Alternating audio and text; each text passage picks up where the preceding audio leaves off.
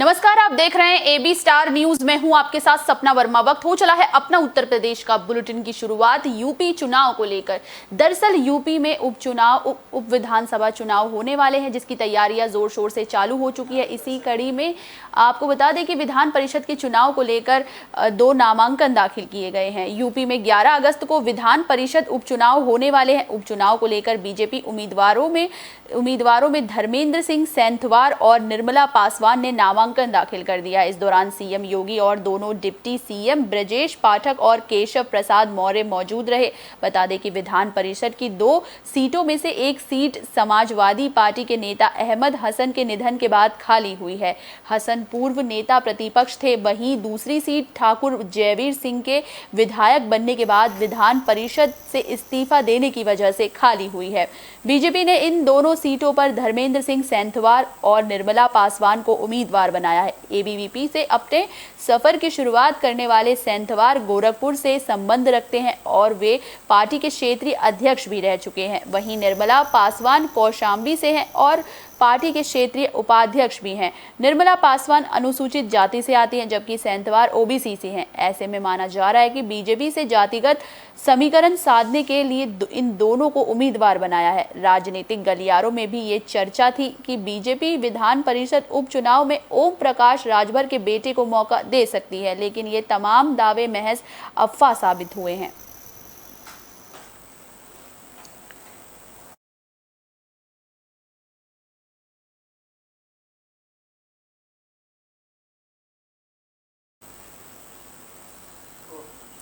कन्नौज में एक छोटी बच्ची ने प्रधानमंत्री मोदी को चिट्ठी लिखी है। इस चिट्ठी में महंगाई जैसी समस्या को उजागर किया है।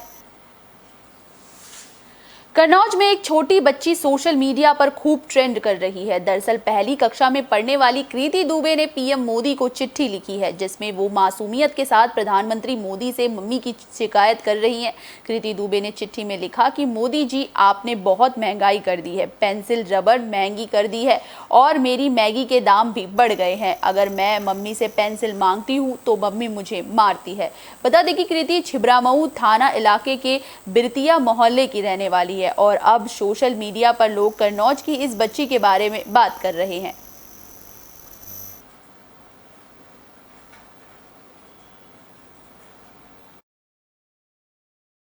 कल मेरी माँ ने टेबल दिए थे, मैंने टेबल को छोड़कर मैंने ये पत्र लिखा मोदी जी की।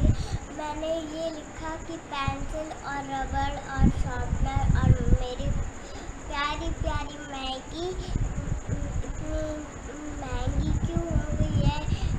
कल या फिर परसों में मैगी लेने गई तो 5 रुपए की मैगी उसने 6 रुपए की दी। बेटी ने लिखा है कि महंगाई को लेके थोड़ा रबड़ पेंसिल महंगी हो गई है। एक्चुअली हम लोग बात करते हैं कि टैक्स बढ़ गया है, इस वजह से अभी जल्दी में ही मोदी जी ने टैक्स लगा दिया है बहुत सारी चीज़ों पे। उसको लेकर हम लोग बात कर रहे थे तो बच्ची ने सुना तो उसके मन में आया क्यों ना हम मोदी जी को एक पत्र लिखें। कानपुर में जीएसटी के मुद्दे पर एक कार्यशाला का आयोजन किया गया। इस दौरान कई तरह की बातें रखी गई। कार्यशाला के दौरान कई मुद्दों को उठाया गया। कानपुर विद्या मंदिर में जीएसटी को लेकर कार्यशाला का आयोजन किया गया। ये कार्यशाला GST turning point for professionals विषय पर आयोजित की गई। इस दौरान मुख्य वक्ता सीए हिमांशु सिंह ने जीएसटी के सभी पहलुओं पर चर्चा की और रजिस्ट्रेशन, रिटर्न, रिफंड, डिमांड आदि के बारे में जानकारी दी। उन्होंने बताया कि 20 लाख थ्रेश होल्ड लिमिट से ऊपर वालों को ही अपना जीएसटी पोर्टल पर पंजीकरण करवाना होता है। वहीं सीए डॉक्टर आशुतोष मिश्रा ने बताया कि जीएसटी न केवल एक राष्ट्र एक कर है, बल्कि एक ही सूत्र भी है जो देश को एक ही कर ढांचे में पिरोता है। उन्होंने जीएसटी को आर्थिक आजादी का सूचक बताया। कॉस्ट अकाउंटेंट इंस्टीट्यूट ने एक जीएसटी पे सेमिनार रखने के लिए स्टूडेंट्स और मेंबर्स के लिए रखा हुआ है, जिसमें कि जीएसटी के बारे में एक अवेयरनेस प्रोग्राम ऑर्गेनाइज़ किया गया था। इस प्रोग्राम का बेसिक जो ऑब्जेक्टिव था कि स्टूडेंट्स और मेंबर्स जो प्रोफेशन में हैं कॉस्ट अकाउंटेंट इंस्टीट्यूट्स के, इन मेंबर्स को एक अवेयरनेस और एक अंडरस्टैंडिंग बताना कि जीएसटी में क्या अपडेट्स हैं, क्या चेंजेस आ रहे हैं और किस तरीके से उसका ट्रीटमेंट, जो गलत इनपुट टैक्स क्रेडिट लोग क्लेम कर लेते हैं तो उससे कैसे बचाव झांसी में वोटरों के लिए एक बड़ी पहल की गई है, जिसके बाद 17 साल के युवक अब 4 बार अपना नाम जो है लिस्ट में शामिल कर सकते हैं। अब 17 साल के युवा भी अपना नाम वोटर लिस्ट में जुड़वा सकते हैं। साथ ही साल में केवल एक बार नहीं बल्कि 4 बार अपना नाम वोटर लिस्ट में जुड़वाने का मौका मिलेगा। युवा 1 जनवरी, 1 जुलाई, 1 अप्रैल, 1 अक्टूबर को अपना नाम वोटर लिस्ट में जुड़वा सकते हैं। झांसी में प्रशासन वोटर लिस्ट से जुड़ी जानकारी को लेकर लोगों को जागरूक करने में जुट गया है। उपजिलाधिकारी क्षितिज द्विवेदी ने बताया कि लोगों को जागरूक करने के लिए BLO शिविर लगाए जाएंगे और हर के दरवाजे पर BLO जाकर वोटर कार्ड को आधार से लिंक करेंगे। दरअसल वोटर कार्ड के आधार से लिंक करने से वोटिंग के दौरान धांधली पर अंकुश लगाया जा सकेगा। इस दौरान उपजिलाधिकारी ने हर घर तिरंगा अभियान को लेकर भी लोगों को जानकारी दी। यहाँ पे माननीय भारत निर्वाचन आयोग के निर्देशों के क्रम में 1 अगस्त 2022 को हम लोगों ने आधार कार्ड एकत्रीकरण कार्यक्रम का जो है यहाँ पे स्टार्ट करवाया है। इससे अधिक लोगों का हम लोग आधार कार्ड लेंगे, जिससे उनका वोटर ID कार्ड लिंक हो सके। इसके लिए भारत निर्वाचन आयोग ने कुछ हमारे जो है स्पेशल कैंप्स आयोजन करने के लिए भी निर्देश दिए हैं, जो कि हमारे 7 अगस्त, 21 अगस्त और 4 सितंबर को यहाँ पे आयोजित किए जाएंगे। इटावा में प्रशासन की ओर से एक बड़ी पहल की गई। दरअसल ये पहल वोटर ID को आधार से लिंक करने से जुड़ी है, जिसका मकसद सिर्फ और सिर्फ होने वाली वोटिंग की धांधली को रोकना है। लोग अपनी इच्छा से अपना वोटर कार्ड आधार से लिंक कर सकते हैं। वोटर कार्ड को आधार से लिंक करवाने के लिए इटावा में प्रशासन तैयारियां तेज करता नजर आ रहा है। प्रशासन की ओर से 31 दिसंबर तक वोटर कार्ड को आधार से लिंक कराने के लिए कार्यक्रम चलाया जा रहा है, जिसका शुभारंभ DM अवनीश कुमार ने किया। इस दौरान छात्र छात्राओं से लोगों को वोटर कार्ड को आधार से लिंक करने के लिए प्रेरित करने की अपील की गई, ताकि लोगों के मताधिकार का दुरुपयोग ना हो सके और डमी वोटर और डुप्लीकेट मतदाताओं की पहचान कर फर्जी मतदान पर रोका जा सके। इस दौरान महाविद्यालय के कई छात्रों ने अपना वोटर कार्ड आधार से लिंक कराया।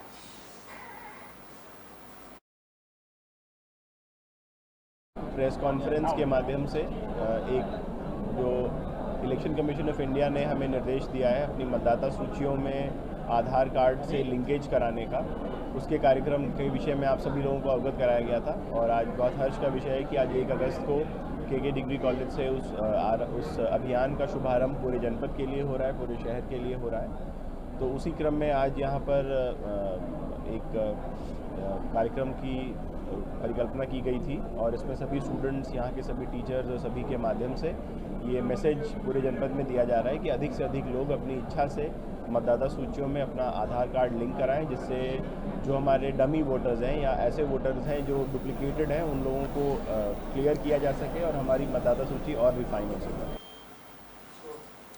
लेखपाल परीक्षा मामले में प्रयागराज पुलिस को बड़ी कामयाबी हाथ लगी है। दरअसल सॉल्वर गैंग के 3 लोगों को पुलिस ने गिरफ्तार किया है, जिसके बाद पुलिस की एक बड़ी कार्रवाई देखने को मिली है। लेखपाल की मुख्य परीक्षा में नकल मामले में पुलिस को बड़ी कामयाबी मिली है। सॉल्वर गैंग के सरगना विजयकांत समेत 3 आरोपियों को गिरफ्तार किया गया। बाकी 2 आरोपियों की पहचान दिनेश कुमार यादव और सोनू कुमार यादव के रूप में हुई है।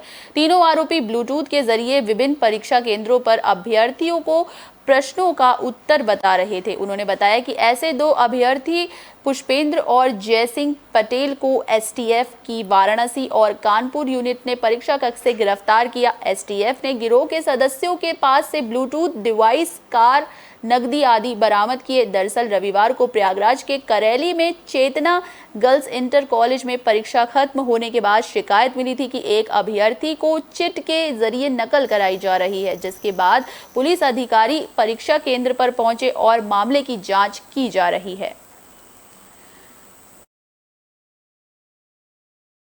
अधीनस्थ सेवा चयन आयोग द्वारा आयोजित लेखपाल मुख्य परीक्षा वर्ष 2022 का आज आयोजन हुआ है।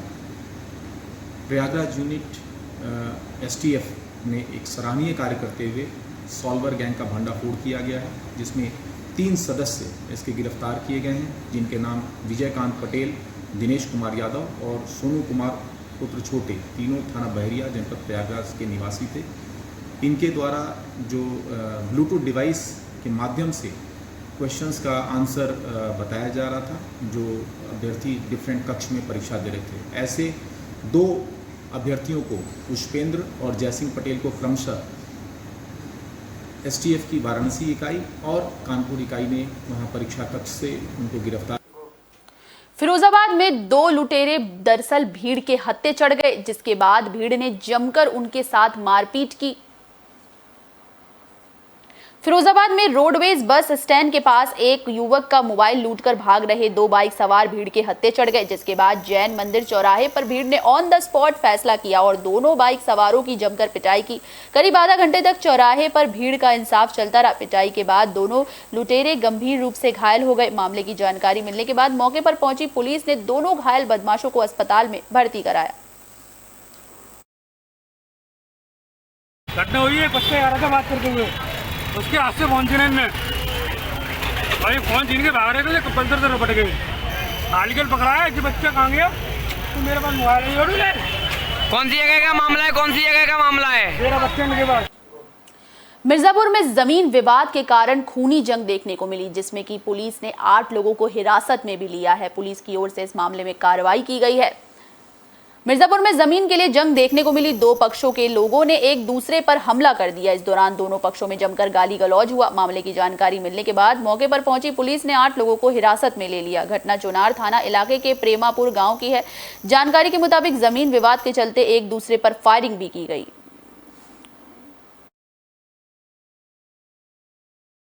गांव है प्रेमापुर, कल एक जमीनी विवाद में वहाँ फायरिंग की घटना हुई थी, जिसमें दोनों तरफ से काफ़ी विवाद हुआ था।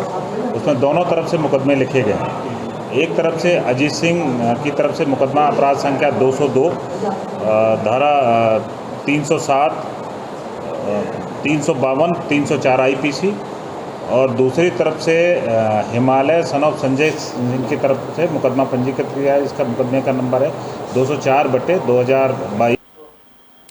गोंडा में 4 लोगों पर चाकुओं से हमला किया गया, जिसके बाद इस घटना से इलाके में हड़कंप मचा हुआ है। ये घटना अपने आप में कई सवाल भी छोड़ देती है। गोंडा में 4 लोगों पर चाकू से जानलेवा हमला करने का मामला सामने आया। घटना छपिया थाना इलाके के मस्कनवा बाजार की है। मामले की जानकारी मिलने के बाद मस्कनवा पुलिस मौके पर पहुंची, जिसके बाद घायलों को अस्पताल भर्ती कराया गया, जहां सभी की हालत गंभीर बताई जा रही है। घायल युवकों में एक नाबालिग भी शामिल है। फिलहाल परिजनों ने नामजद 9 लोगों के खिलाफ थाने में तहरीर दी है। पुलिस मामले की जांच कर रही है। झगड़ा हो गया था तो हमने झगड़ा खत्म कर दिया, भाई को अपने घर में कर दिया। फिर लोग आए और लोग जा रहे थे, पीछे से आकर चाकू मार के चले गए। कितने लोग को चाकू मारा है? 6-7। औरैया में नदी में डूबने से एक युवक की मौत हो गई, जिसके बाद युवक के परिजनों के घर में मातम पसरा हुआ दिखा। इस दौरान इलाके में भी इस घटना से काफी ज्यादा सनसनी मची है। औरैया में एक युवक दोस्तों के साथ नदी में नहाने गया था, लेकिन इसी दौरान युवक नदी में डूब गया, जिसके बाद युवक के दोस्तों ने परिजनों को मामले की जानकारी दी। मामले की जानकारी मिलने पर पुलिस और परिजन मौके पर पहुंचे। गोताखोरों की मदद से घंटों के बाद युवक का शव बरामद किया गया। फिलहाल पुलिस ने शव को कब्जे में लेकर पोस्टमार्टम के लिए भेज दिया। इस घटना के बाद परिजनों का रो रो कर बुरा हाल है। मामला जिले के फफून थाना इलाके के झाबर गाँव का है। मृत युवक की पहचान नीतीश कुमार के रूप में हुई है। फफून क्षेत्र के झबरी के प्रवाह में एक 18 वर्षीय युवक की डूबने की सूचना प्राप्त हुई, जिसमें तत्काल पुलिस बल मौके पर पहुंचा और गोताखोरों के माध्यम से चेक करवाया गया, जिसके बाद उसकी बॉडी जो है बरामद हुई। अपना उत्तर प्रदेश में फिलहाल के लिए बस इतना ही। मुझे दीजिए इजाजत। देश और दुनिया से जुड़ी तमाम खबरों के लिए देखते रहिए AB स्टार न्यूज़। नमस्कार।